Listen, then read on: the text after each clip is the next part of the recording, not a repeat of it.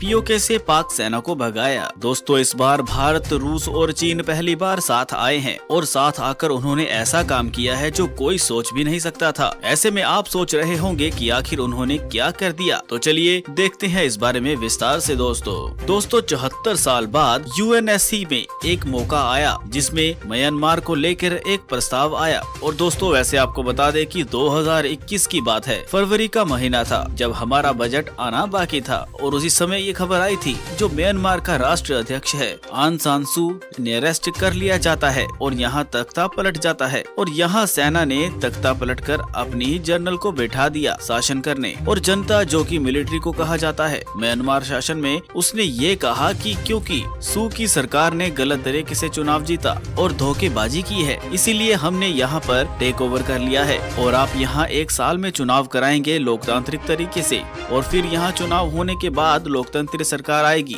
लेकिन हुआ क्या कि म्यांमार में और भी ज्यादा भयंकर गृह युद्ध छिड़ गया और वहाँ की सरकार और भी ज्यादा तानाशाह होने लगी। सैन्य सरकार ने हर बार कोशिश की जिससे म्यांमार में उन्हीं का शासन बना रहे। ऐसे में म्यांमार में भी इस समय गुटबाजी हो रही है और समस्या खड़ी हो रही है। इसी को लेकर अमेरिका समेत कई देश मिलकर इस प्रस्ताव को लेकर आए हैं कि 15 देशों की यूएनएससी में जो टीम है वहाँ पर इस प्रस्ताव को लाया गया है म्यांमार के खिलाफ ये प्रस्ताव। साथ ही आप तुरंत वहाँ लोकतंत्र बहाल करो, और दूसरी बात जो कही गई है वह थी जो सू है उनको रिलीज करो, यानी कि उनको छोड़ दो, क्योंकि आपको बता दें कि सू को 18 साल की सजा दी गई है क्योंकि मिलिट्री सरकार ने इनको दोषी माना है और अलग अलग केसों में मिलाकर इनको 18 साल से भी ज्यादा की सजा सुनाई गई है। ऐसे में प्रस्ताव आया है कि म्यांमार के खिलाफ हमें एक्शन लेना है, और इस प्रस्ताव को जब 15 सदस्यों की टीम के सामने रखा जाता है तो यहाँ 12 देशों ने इस प्रस्ताव के समर्थन में मतदान किया। तो वहीं पहली बार ऐसा हुआ जब भारत, रूस और चीन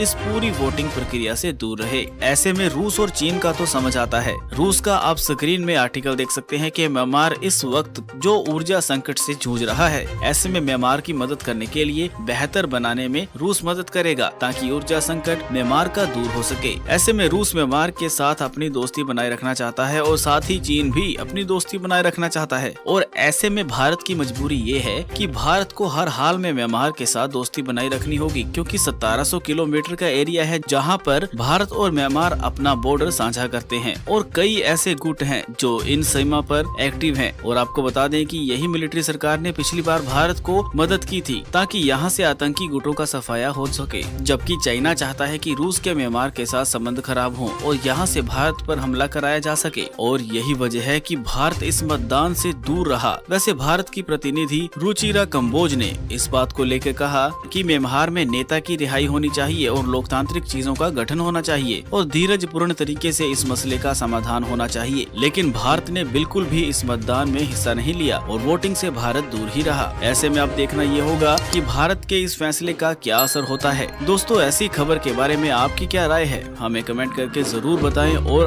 अब आपको बताते हैं ऐसी ही एक और बड़ी खबर, मोदी योगी को दी गालियां। दोस्तों अब ये कोई नई बात नहीं है जब हर दिन कोई न कोई मुस्लिम कुछ न कुछ कांड करते हुए दिख जाता है। अब ये पुरानी बात हो गई है, लेकिन इस बार मुस्लिमों ने हद पार कर दी जब एक ऑडियो तेजी से वायरल हुआ और इस मुस्लिम शख्स ने इस बार ऐसी गलती की है ना कि उसे इसके लिए बहुत बड़ा अंजाम भुगतना पड़ेगा। दोस्तों उसने सीधे सीधे पीएम मोदी और योगी को ऐसी गालियां दी जो किसी भी ट्वीट द्वारा नहीं दी जानी चाहिए। दोस्तों आप समझ गए होंगे, लेकिन उसके बाद यहाँ आप देख सकते हैं कि पुलिस डायरेक्ट उसे टांग कर यानी कि उसे उठाकर थाने में ले आई और उसके बाद उसकी ऐसी कुटाई हुई जो उसने कभी सोचा भी नहीं होगा। दोस्तों आपको बता दें कि ये मुस्लिम गढ़ का प्रधान था और क्यों गाली दे रहा था सीएम योगी और मोदी को हम आपको आगे वीडियो में बताएंगे। लेकिन इससे पहले आपको बता दें कि पुलिस ने अब इसे डायरेक्ट योगी तक भेजने की भी तैयारी शुरू कर दी है, क्योंकि योगी ने इसे खुद बुलाया है। दोस्तों आप समझ सकते हैं कि इसने कितनी बड़ी गाली दी होगी। और अब आपको डिटेल में बताते हैं कि ये कहां की खबर है और क्या कुछ हुआ है जो इसे इतनी बड़ी सजा भुगतनी पड़ रही है। दोस्तों ये शख्स जो आप तस्वीर में देख रहे हैं ये सिर्फ शक्ल से ही कट्टरपंथी नहीं बल्कि विचार से भी है, उतना ही जहरीला है। ये उत्तर प्रदेश के सीतापुर जिले के खानपुर सादान नाम के गांव का रहने वाला है और यही इस गांव का प्रधान भी है और इसका नाम है अब्दुल सत्तार। आपको बता दें कि इस शख्स ने पीएम मोदी और यूपी के मुख्यमंत्री सीएम योगी को गंदी गंदी गालियां दी और साथ ही हिंदुओं के लिए भी द्वेषपूर्ण और गंदी मोदी भाषा का इस्तेमाल किया, जिसके बाद इसका ऑडियो पूरे गाँव में वायरल हो गया और उसके बाद अंकित नाम के एक शख्स ने इसकी शिकायत पुलिस में जाकर कर दी। अंकित ने अपनी शिकायत में पुलिस को बताया कि जब वे अपने दोस्त अमित शाह के साथ किसी काम से यूपी के गांव खानपुर सादात गया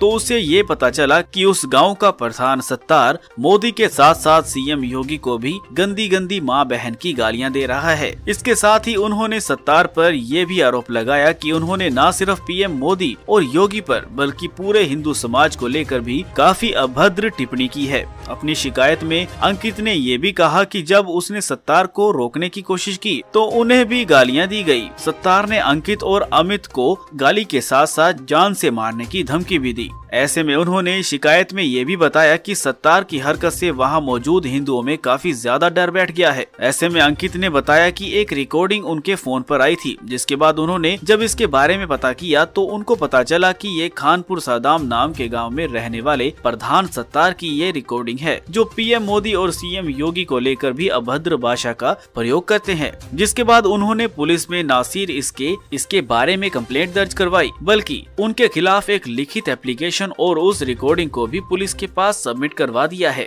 ऐसे में अंकित की शिकायत के बाद पुलिस ने ग्राम प्रधान सत्तार के खिलाफ केस दर्ज कर लिया है और शिकायत के तुरंत बाद पुलिस ने छापेमारी करके सत्तार को गिरफ्तार भी कर लिया है, जहां से आगे की कार्रवाई करने के लिए उसे अदालत भेज दिया गया है। ऐसे में आगे जाकर सत्तार को अपने इस जुर्म के लिए क्या सजा मिलती है, ये देखना दिलचस्प रहेगा। दोस्तों, ऐसे में इस खबर के बारे में आपकी क्या राय है, हमें कमेंट करके जरूर बताएं और साथ ही इस वीडियो को ज्यादा से ज्यादा लाइक और शेयर जरूर करें। और अब आपको बताते हैं एक और बड़ी खबर।